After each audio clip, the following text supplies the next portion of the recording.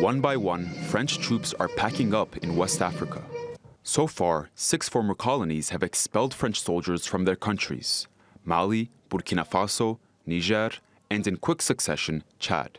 Senegal and Ivory Coast are following suit. On January 31st, Chad became the first country this year to see the withdrawal of French troops. By regaining full control of all French military bases in our country following the breakdown of our military cooperation with France, we are not breaking off our relations with France, but we are putting an end to the military dimension of this cooperation.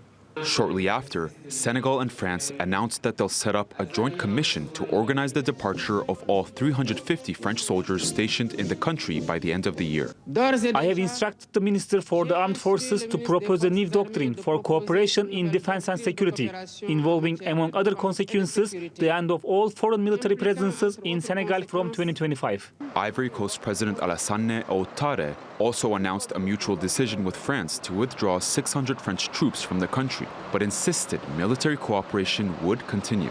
I praise the leadership of the Ivorian president because Ivory Coast is a responsible country. There were agreements that were signed in 1960 with the late President Felix.